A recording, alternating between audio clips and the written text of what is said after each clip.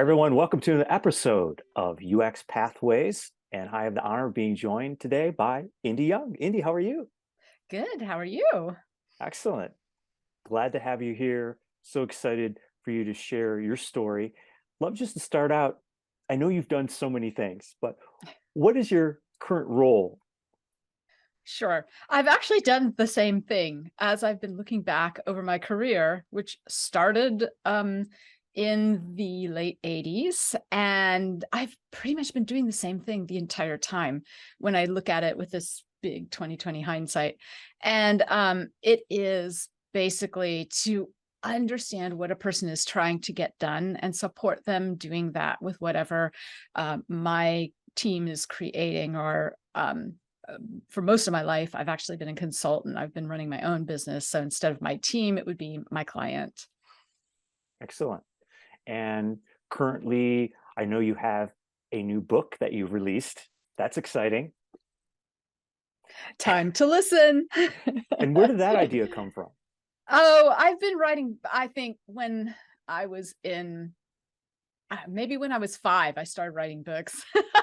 In high school, I wrote a novel, never published it. And so I always wanted to be a writer, but I guess I went in this direction. I got my degree in computer science, and I went in the direction of coding, which is writing, but also in the direction of trying to understand people.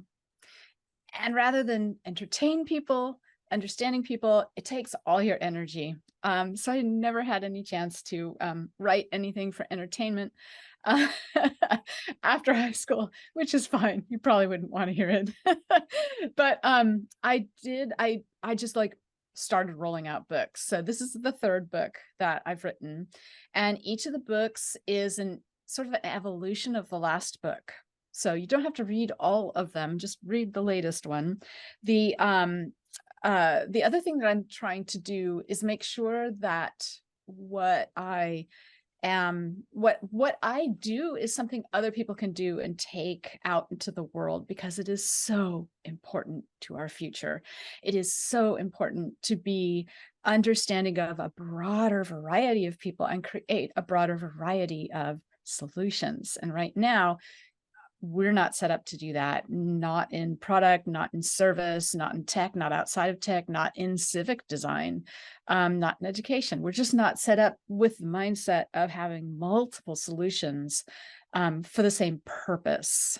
Like if a person is trying to, for example, get to the gate on time for a flight, there are different approaches to it. And we're actually not supporting very many of them. And so there are a lot of opportunities there. Anyway, that sort of the whole thing has rolled into a set of, I have 6 courses. And to be able to be inclusive myself and have multiple ways of people being able to access this knowledge. I have the video recorded courses, I have a live practice course, I have the book, and this is just one of the courses. This actually kind of covers 1.5 of the courses. And then eventually I will record a version of the book so that there's various ways. The interesting thing, though, I worked with a woman who's just now got her PhD in online self-guided learning, which was fantastic, just as I was rolling out a new version of my courses. And one of the things that was very important was to make each video very short so that it fits into people's days. And then I worked with a woman who is, she's deaf and she is a consultant in UX. And we can maybe put these in the show notes. And she helped me understand how to write captions and how to describe what's on the screen so that you don't have to be looking at the screen, or so that if you're like you can't see very well, the whole experience can still work for you. Or if you're busy, like you're listening to one of these videos, and it's 10 minutes long and you can actually do some chores. You can fold laundry, you can, do whatever, and you don't have to look at the screen. And I've had people actually complimenting me on in those videos being able to not have to look at it the whole time, Hmm. which is Hmm. like so That's amazing. it's been a lot of work to kind of roll this out in a really accessible, various ways of being able to access that knowledge. And I know your book touches upon that and being inclusive and inclusive design. And as we back up, I heard you say UX in there. So my question is you said you've been doing this for a long time, but was it computer science? Is that what started your whole journey into what we call this industry of user experience? Yes, that is where I started. I started getting my master's degree, and they were going to teach me how to write operating systems and compilers. And I had already done internships with a group that wrote compilers, and ended up taking one of my first jobs with that group again. And I'm like, I am not interested in writing compilers. Let me, for you, write the front end, the edit, the code and edit and debug cycle. And so that's what I wrote. That was my first application that I designed. And of course, I was only designing it for other people exactly like me, who did the same thing. And I didn't understand at that point that there were different thinking styles, there were different approaches. People might approach that differently and need different tools. So, anyway, I started realizing this along the way. How did it turn into UX? UX didn't exist back then. I was just a front end developer, and veering more toward like less about I was all about the layout and how do you make the tools work and things like that, but more about how does it work? How does the person work? And understanding that bit. So there was this bit when I was working at Visa as a consultant where they wanted to get all of the reps. They used to have this center. It was on the East Coast where if you lost your card, you would make a phone call. I think it was Visa 911. It doesn't exist anymore. And it would go to the center. And in the center, they had reps that spoke like all the languages around the world. And they were all working on what they called green screens, which is before windowed screens and before mice. And they would use the tab to get through all the little fields and fill things in. And it was really interesting when I visited there. Not only was it fun to hear like all those languages being spoken at once, but the reps themselves interacted with each other a lot because there was no Google Maps. There was an atlas at the end of most of the rows of cubicles, and people were trying to get a replacement card to a person where they lost it in whatever city. And so they had to go to the map, the atlas, look it up, like, oh, okay, what's in this city? Wait a minute, Jim, didn't you have something delivered to this part of that giant city? Where did you send it? And that was kind of the interaction. I'm like, okay, I made a state machine of all of that because state machines was the only tool I had. and tried to get an understanding of how they were doing their work and what their approach was. Still, I didn't understand that there were different approaches. I was still in this world of, hey, it's a process, a standard operating procedure, and I'm going to encode it. That's where we started. Now we've moved on with UX to this idea that it isn't necessarily just a process, but I'm looking at it as a person's purpose. So if they have a purpose, and a lot of us have the Hmm. same purpose, I can study a whole bunch of us who have that same purpose and find patterns. And patterns now is how I find patterns in two different ways, like in the patterns of the approach and the patterns of the interior thinking, their sort of philosophic approach. Those are what become the thinking styles. And so now what I can do is measure how well we're supporting each of those parts of the approach and each of the thinking styles in each of those parts. And One of the things that we do that I've done for a couple of decades now with all my clients is gap analysis, where you're like, oh, we're not supporting them. But now what we can do is also measure the amount of harm we're doing to somebody. So that's interesting. That's a really interesting gateway. It's, you started seeing those patterns, and then you started forming that initial thought, which was, okay, I need to design or come up with some kind of standard procedure. But then as you've evolved, you started realizing that's not very inclusive, and I need to think Right. at a larger volume. And that's fascinating because as there's so many people that are thinking about getting into this industry, and they're probably having a same train of thought as they're entering, but there's Mhm. just so much more to do. Why do you think there's so many people that are so interested in user experience at this time? Is it just the timing, or is there more to it? Um, I think that we have a lot of interest now. It's like, growing because when you and I grew up, we didn't have phones in our pocket. We didn't interact with a computer.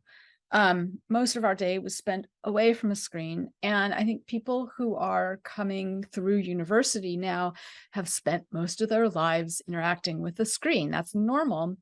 Therefore, in those interactions, they have the people who get interested, they have this one specific phrase, and it's like, oh man, I could make this so much better. I want to make it better for people. And that's why.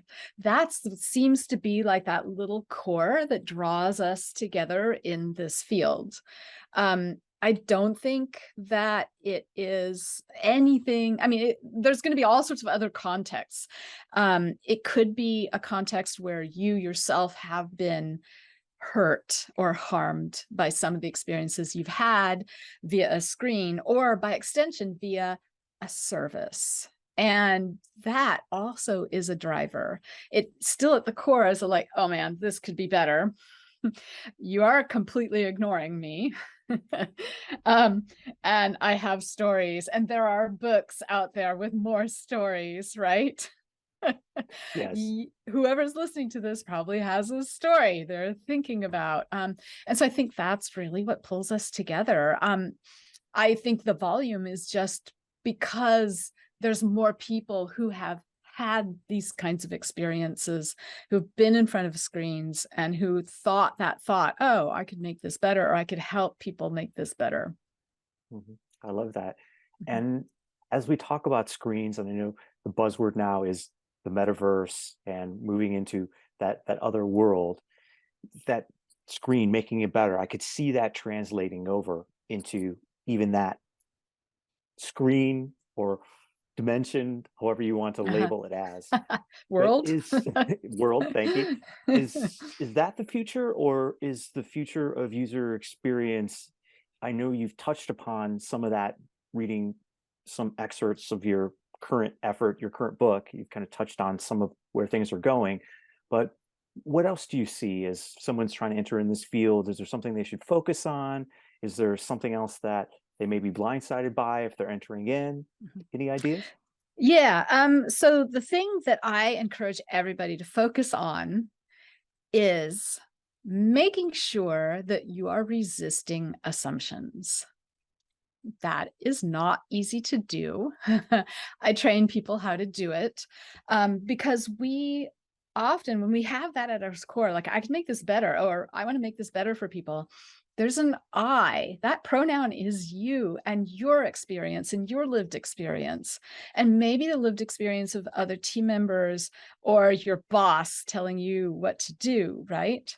And that's not all the experiences out there. That's only one sort of tiny piece of it. What happens and what has happened for the, I don't know, pretty much all of humanity is that we've been limited mechanically and spatially, whatever, logically, in terms of what we can do for each other. And with the internet, we can do for each other more things. We can connect really easily. And whether we're connecting in an online world or whether we're connecting by voice on a phone, or whether we're connecting by reading a novel or watching a TV show, or sitting on a couch with somebody and watching that together, or whether we're connecting by actually, eating together, having a conversation, going on hikes together, going and doing something that we enjoy together, playing sports on a team together. We're Those things are still limited spatially, but we can maybe link our team with another team in a sister city or something and have little celebrations. I think that the thing that is different is that we forget that we don't have, like, it's only our culture. So we're going to design a solution for our culture, because we're linked more globally, because we can reach out and contact and connect, and not only that, manipulate. And I I am not a manipulator. I do not like that side of things. Um, but we don't think hard enough about the idea that other people approach things differently and respect that. So resist assumptions and respect other people's approaches and try to find out about them. I so that's what this book and all my courses are about, is trying to respect, learning how to listen, and also learning how to find patterns so that we can start developing for certain patterns of approach or certain patterns of thinking style. And we can make that intentionally inclusive. Inclusive, not only referring to physiological variety, because we are variety, not different, because different means there's one that's the normal and the others are all different. We are a variety, and we are all beautiful in our approaches and in our thinking styles. So the idea of creating for a variety means you need some sort of methodology for tracking that. There's a lot of people out there who are doing, because this is the field I'm in, is research, is understanding. It's really, research is just developing knowledge. But what knowledge? What knowledge does my organization need right now? Does it need new knowledge, or can we use knowledge we already have? Or can I layer knowledge together from other projects? And so one of the things I'm trying to teach is how to easily layer those things together, and how to ask those questions very carefully, and how to develop relationships with the various people in your organization when you get to an organization, so that you can understand them more deeply and understand when they say, hey, just, build me a dashboard that shows me this number. And you're like, okay, I go build you a dashboard. Here's your number, and then they never use it, kind of thing. There's those Instead, assumptions. yeah, exactly. It's like, well, wait a minute. What's your purpose? Where is this coming from? How come you need that number? Let's spend some time understanding that. Who else needs that number? What are the other things in context that would change in a different context? What are the other things that would change with a different person's approach? Let's do a lot more exploration up front, so that when we do create something, it's something that people are like, oh, wow, yeah, no, that I would have never thought of that. Because it's, it's brought in other people's perspectives and other patterns as well. And hopefully you're not just doing one dashboard, it's like a couple of dashboards, etc. Yeah, exactly. It's like, let's respect and recognize that we're making assumptions about others, and that we need to stop doing that because we're actually causing harm. There on the social medias, I often post this sort of a different types of harm. It's 4 different types of harm in a continuum. The first one is mild harm, and then there's severe harm, and then there's lasting harm, and then there's systemic harm. And each of those has a bunch of examples in it. And currently in our orgs, we only pay a little bit of attention to mild harm when we're doing evaluative work, when we're trying to get knowledge about evaluate how well the thing that we've made is working for people. And the evaluative work is not done by thinking style. It's just like sort of average people, right? in orgs that have a really good research group, they will pay attention to the different kinds of thinking styles if they have developed those. But I tell you, that's like 0.1% of the orgs out there. Good advice. So much to unpack, Indi. I Yeah. do believe, though, when you are referencing about those top two things, definitely as you're thinking about getting into this field, the assumptions come easy and you really have to train yourself. And thankfully, there is knowledge out there that someone can jump into to train yourself to think a certain way and then also identify what those patterns are and be inclusive. So Indi, if someone wanted to find more information about you, is there a specific spot they go? Obviously, they can go do a web search, but is there a specific spot? Yeah, there's my website, which is indiyoung.com. So that's just INDIYOUNG.